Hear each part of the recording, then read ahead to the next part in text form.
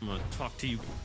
Is that our show? Is that Zeke's show, or is this the people's show, Monster? There's 2 games left. Time truly flies when you're having fun, but the closer you are to the top of the leaderboard, the more flexibility you have in your game plan, kind of business as usual. The further down you go, depending on your point deficit, you have to make these next 2 games count, and the battle bus is ready, so let's get right into it.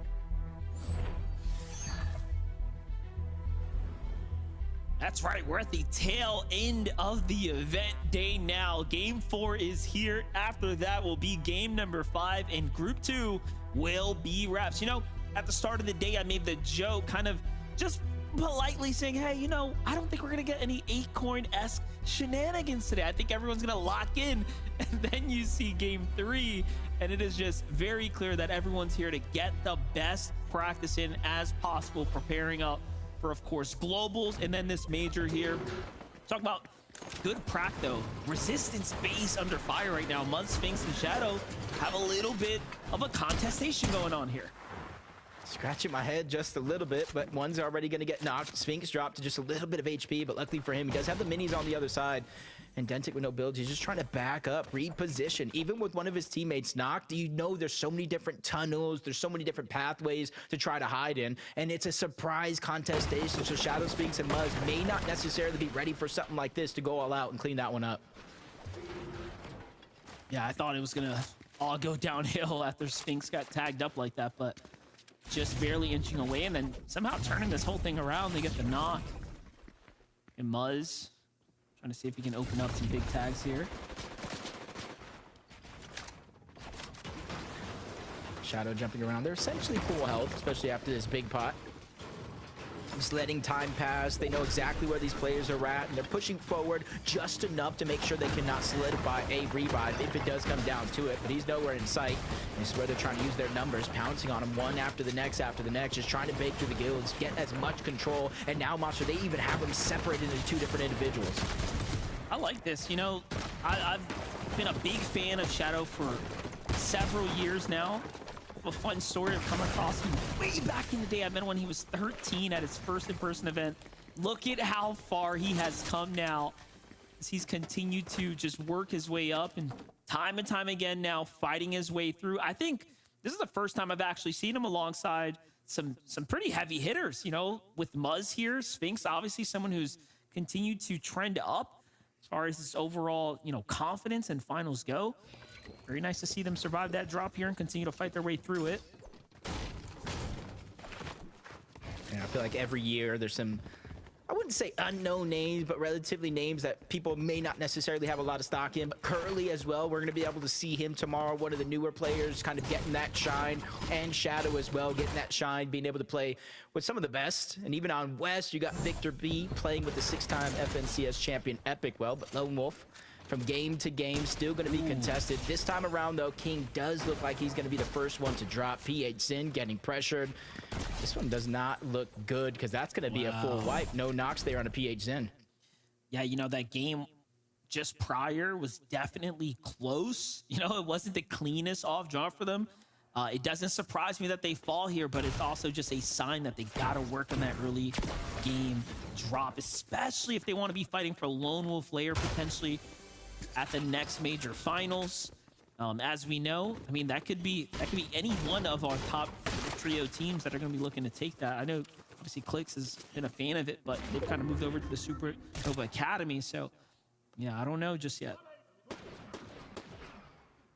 I like the idea around this. You know, Demon's Domain is going to be contested, and that main building is where both of the teams will particularly fight it out more times than not, whether you're splitting the top and the bottom. But that gives that third team, that third party, a chance to kind of loot the outskirts, cut off the path, get some loot for themselves, and potentially how they play it, possible elimination. But enough for the niceties. Clicks Yamzo Higgs looking to get a little bit aggressive here in the early game from Supernova Academy. And this is the team right here that was just contesting Lone Wolf Lair, so now they have an opportunity to jump on him while they might be a little discombobulated.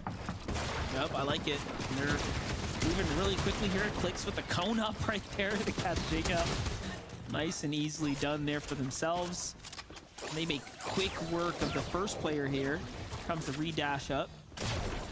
And just using, you know, this kind of material like this, they have no care in the world. They've obviously done more than enough today, and this is just all to keep the blade nice and sharp here. Gonna go against the best in the lobby, but Jake and Dogo obviously now on the run.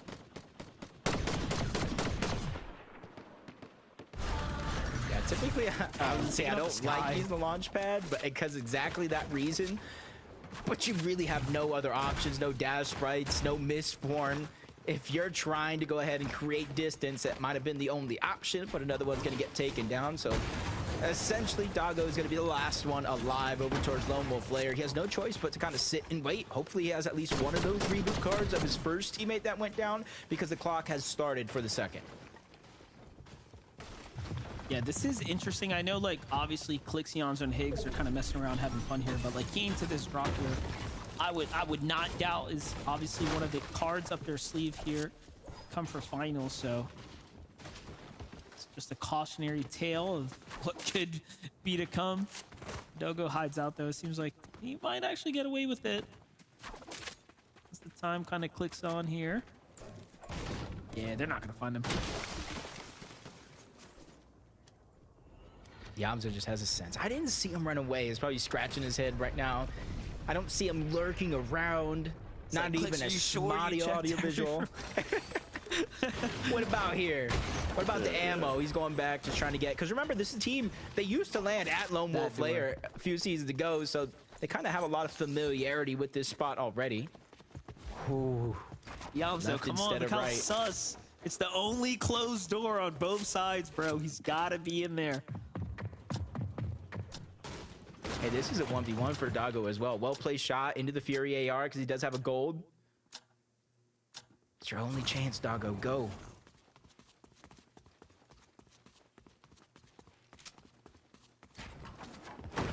Okay, I just want to know, who has more patience here, Yamza or Doggo? Definitely Doggo. He's got no reason to run right now. So funny. It's like a straight out of a movie right there. He uses the ability on the pistols there. Well played.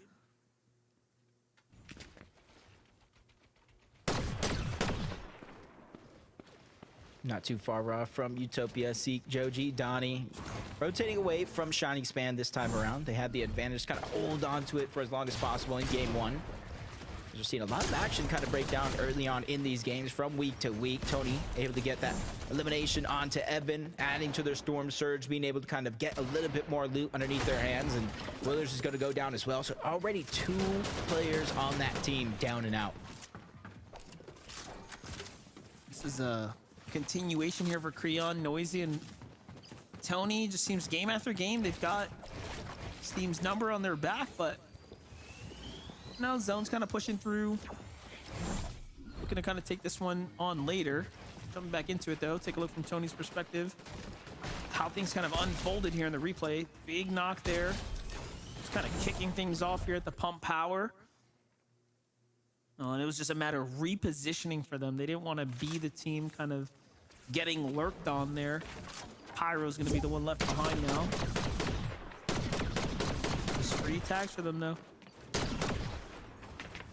Just kind of looking overall after, what, 3 games so far. Creon 4th place on the overall damage leaderboard, just under 3,000 damage. It's just the thing that I think that's been ailing them is inability to get inside of the top 10. They have a 10th, a 15th, a 14th. They have 12 eliminations combined throughout all 3 of those games. So they have the blueprint down, and they're just outside of that top 10 bubble. So they just need to make these last 2 games count. They don't need to go all out, necessarily win, even though that would make it easier. But they just need to consistently find a way to get into the top 8 in these next 2 games with the eliminations that they've had so far. Yeah, that's the thing, right? There's 2 ways to get through. If winning the game feels out of the question, it's staying consistent. It's going to get your ticket to the dance next. Mukata. Eyes on Muskie here. He's on the run right now. 81 points for this trio. Not bad at all. They've managed to remain relatively consistent overall. Oh, they spotted out, though. What they had was the advantage, but got a little too close to the sun there. Feel the heat firing back now. things kind of break out. They got a nice spread though. Still, they don't know exactly where Kingston's at as he kind of opens side fire there. So still the advantage in the hands of Annex here for now.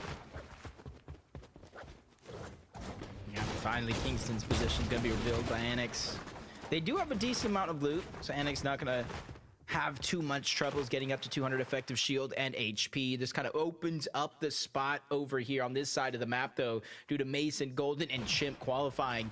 Kind of Shiny Shaft is no more, so there's a lot of space between Outlaws, Oasis, Shiny Shaft, the surrounding land left of Crime City as well, and that's where you're seeing a lot more people feeling a little bit more to kind of move over in that direction, make it a focal part of their strategy, knowing there's not as many players over there as there once was. Status already down, listed in haze on the low ground, forced to kind of wait in this situation. They could try to disengage down below and try to get out towards the southwestern part of the map, but it all really depended if they have the reboot card or not. Clicks, Higgs, and Yamzo a fight right now. Once again, just staying active now with the brutal box cars here. So from one team fight to the next, you can see they've kind of loosened up the gears here now. Keeping the action, keeping the pace, the narrative straightforward. They want to fight right now. Stay sharp here and keep the entertainment flowing. Everyone at home. 3 eliminations now for the team. They're looking for those other ones. This is like back-to-back games. They pushed over towards brutal boxcars. They used that rail. Literally just landed right on top or close by. Flurry's just getting a flurry of shots fired in his direction by Yamzo, keeping the pressure up. Over 50 shots with that Spire AR. They're just able to endlessly spray 4 days as Flurry. That's going to be the first one gone, or I should say second one out of this fight. The Zift, he's just trying to create as much distance as possible, but that exotic pistol just dealing so much damage and helping Clicks close the distance again. Even with the dashes, they're just hot on the heels. This is elimination points. This is one step closer to placement points, and it's all that loot and more as you see them inching that much closer to upgrading their superhero rank yet again. Yeah, just a couple moments away now. About roughly a half elimination. Maybe you might take them straight into the next ranking, but pay attention here as Noisy, Creon, and Tony just time and time again, zone fights, different teams, no matter where they go. This time at the Supernova Academy, there's a lot of leftover loot here. Don't forget, Clix' team just ransacked this super quickly and moved straight into the Lone Wolf lair. So all these team here's have a lot to work with.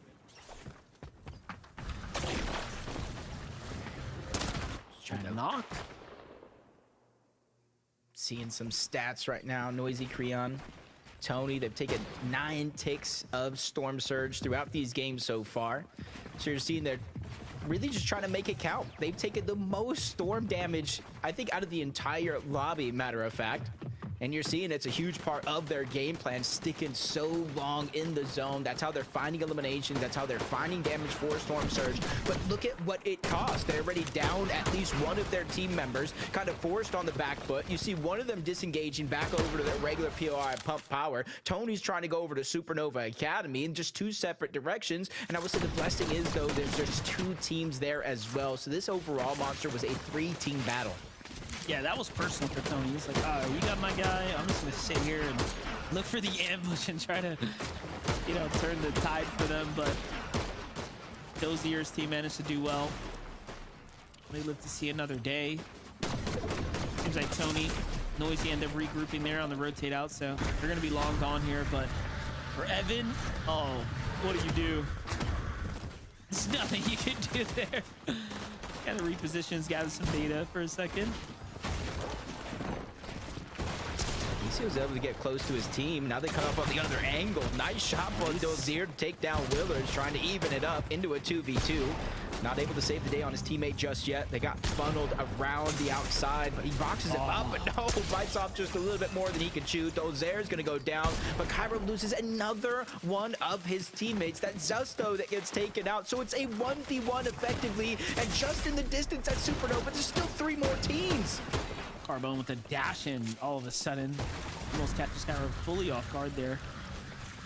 Little miss for him to go in and reposition up. Gets the high ground. Here comes a chase from Carbone. He's got him exactly where he wants him, but this trio coming through. It's Tony back in the reboot too, so it might just be the last trio walks away happy here.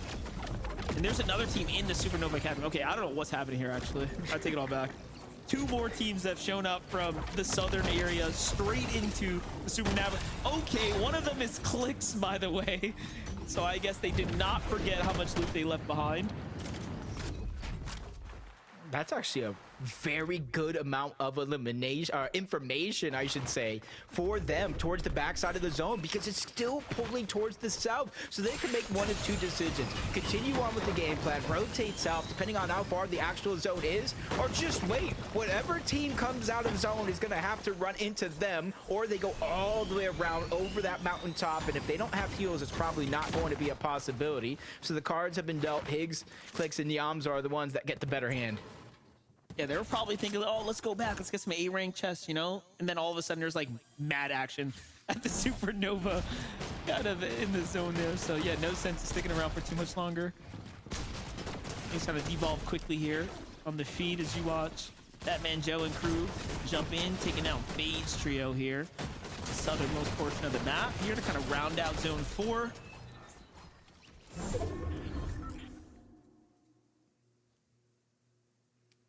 Tough couple of eliminations there. Game 4, 2 games left. This one, whatever's kind of remaining, and then one more to kind of close out the day. So I feel like a good portion of the teams, you know, if they find themselves falling short of that victory royale, you kind of see the proactivity in terms of aggression. They're just trying to close that point gap as much as possible to give themselves a final fighting chance if nothing goes right here. Revive comes in, Nerve Face fresh off the reboot. Well, still meets the same demise. He's going to get dropped down low. He can't even go down there without getting eliminated altogether, but that's exactly what's going to happen either way. But it's just so Zemo can get the reboot card yet again. A perfect play. If you're going to go down either way, Monster, at least make it easier on your teammates. Yeah, you saw Batman Joe thought about it, second-guessed himself. Yeah, I'm not jumping down there. You know, you can have that siphon loot. It ain't worth that much to me. Kind of calls it a day there. You know, it's the little things that definitely, you know, allow you to kind of go further in this game.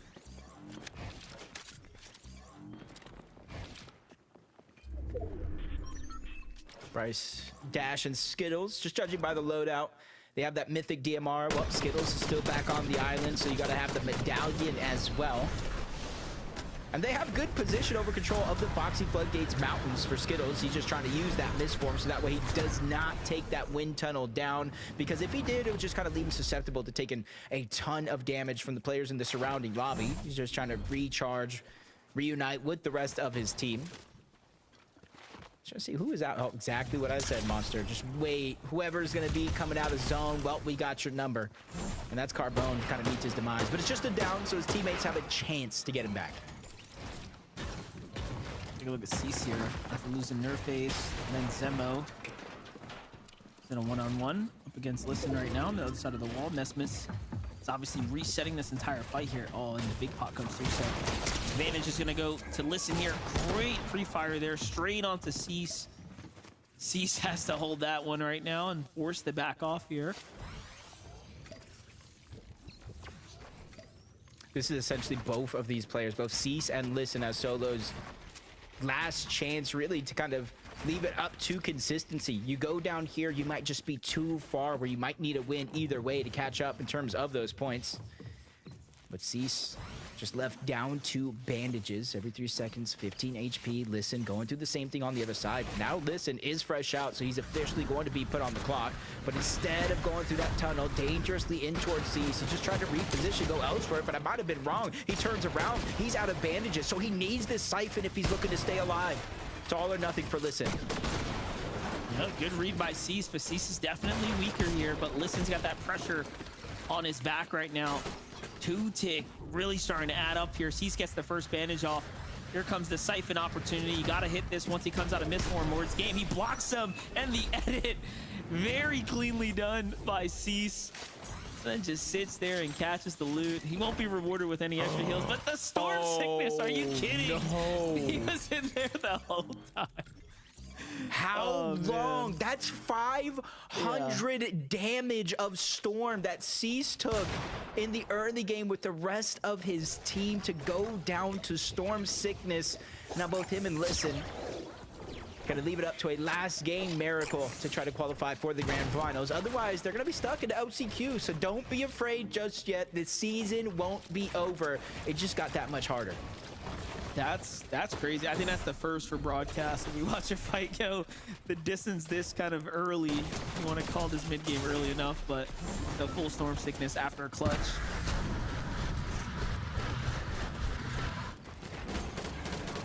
Seek Donnie Joji, 133. Well on pace. Could, in theory, get enough points without a win to qualify through consistency, or at least put themselves that far into the bubble.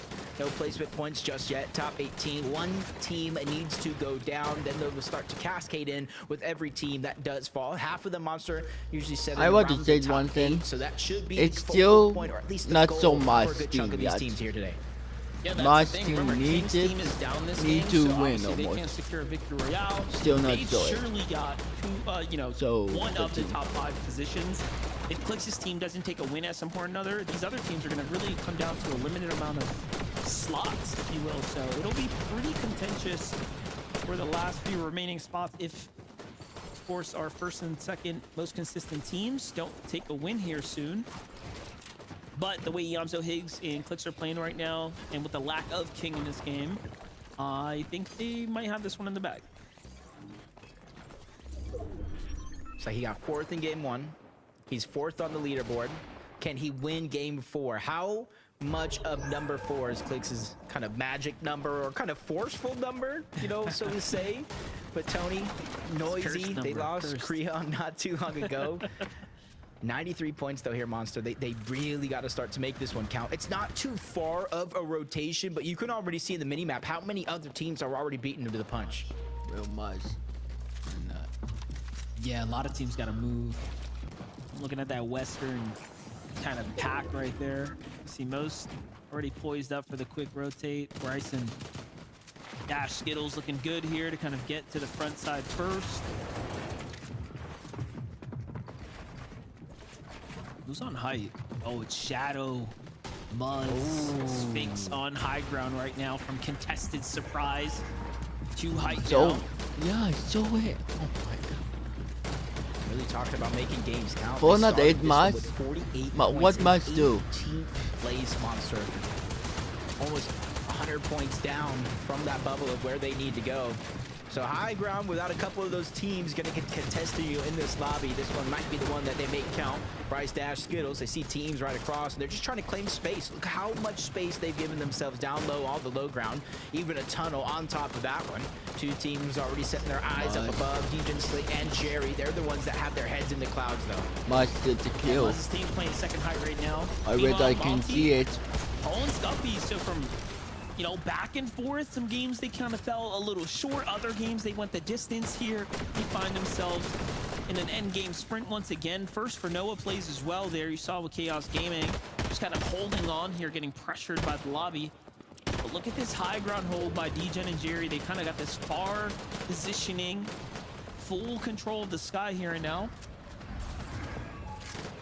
It's kind of like an eerie silence for an end game as well. Notice how much this means really to the teams in the game, right? Everyone's kind of vibing out, chilling, like, nah, wait, I need these placement points here. So very interesting kind of dynamic taking form here in game 4. Yeah, you can see Clix. I think he has that exotic pistol. Just trying to look above. If you kind of tag those teams on the high ground, you kind of send them flying with that shockwave effect in the first and in the last bullet. Degen kind of reconnecting their position up above. There we go. Degen, no! It had to be him. They found him. They take him off of high ground. Now he has to find his way back while that one's getting distracted. Bryce Dash and Skittles did not lose focus of what they need, and that's the front side of zone, expending so many of their materials to try to make a safe spot happen, but they quickly become a sport focus. That's a lot that they're burning through just to maintain their position here safely. That's what happens. You start inching your way up. That high ground team starts to look. Muzz's team, though, turns and burns and catches Degen and Slate with some monster tags here, but Jerry holds his own for just long enough to go and buy them some time to go and kind of recover, but seems like they're running out of material here as the lobby has not really been forgiving to them. There it is. Front side. Sphinx takes it. Muzz kind of cranks his way on up, and all of a sudden they are in control, but Sphinx gets sent out through the sidelines there. Meanwhile, Higgs, Clicks, and Iamzo crumbling down low. DJ is going to fall to Higgs here, and it's all up to him. Clicks has got a slither of HP. Down goes Higgs. What just happened there? And No. oh my. Everybody's feeling that same struggle. Even Sphinx is down. They're going for the triple reboot. That's Clicks, Iamzo, and Higgs fully eliminated out of game 4. Maybe it's not his lucky number anymore, but up above, they got the revive. Sphinx is back into the game. Shadow as well. They have the super Oh, laser but time right he from showed the above, team. causing destruction, lasering through these builds, finding knocks, eliminations when it matters most. Looks behind. Rehan tries to go for a sneaky play, but not today. Denied that opportunity once, but he has team I say backup this right is now, there. if It does look Mars like they're not trying to win concede it, give it up for this now. game, 10 HP Mars on not the make Shadow. it. They cannot hold on to what was theirs. Just a little bit more laser left in the tank here for Muzz, but Muzz is gonna have to give it up. Shadow's got no HP. Osu, well played for them to actually secure this high ground. And you know what? They are racking up eliminations as well. They're looking to put a stamp on it. They need the win just as much as anyone else, and we thought Muzz's team might have gotten a free ride to the end game, but no, not today. They're gonna have to fight for it. Muzz's entire crew falls there to the hands of Bryce Dash and Skittles, but just played a little more consistently from the low ground now. Still up Decision almost to go for the game, heal but off, kind of dips back for Bryce. He sends his other two out to the front side. Meanwhile, a new team is now taking height here, Jacob. Yeah, letting Skittles kind of clear the path. Donnie, Seek doing the same thing, but they got it intact in the front side of the zone. Seek just going around towards the outside. He has very, very minimal builds, and it's getting burned through by the high ground. Now they're stuck down below, but they find a clear-cut elimination onto Scuffies. One that's absolutely necessary. Now they have the Siphon Mats and at least something to work with, but no, he dropped his shotgun monster. That was a huge mistake there, but look at this. Donnie's still going. It doesn't matter. Seek and Donnie are still turning online now, and there is still that trio way up top. Can they mitigate this fall damage that's going to come here? The chop comes through. Sleepsy falls. He gets the dash off there. Front side takes a little bit of damage. Misform from Rebel. Seek down low. Tries to buy himself some time. Swings around the top side. But Batman Joe has to get the shot there. He finds one. Boxes him up. Cones up. Donnie kind of slipped out. Just so smoothly played there. But Zach was there to meet him off top. And just like that, they will be seeing themselves a grand finals there. What a game for Jacob. Yeah, Slepsies, Batman Joe, and Zach found themselves starting in 9th place on the leaderboard coming into this game with 97 points. They were consistent with 2 games, 5th and 6th place, but now they have capped it off with a big win here and clutched up one of those spots to the grand finals. Very nicely done. And, you know, you couldn't have really called who was going to win that game. It was so crazy in the end there. I know everyone was just kind of rooting for Muzz for a moment, but all of a sudden there were other teams that were super hungry to kind of turn online, and this is what we've been waiting for from this group this entire time.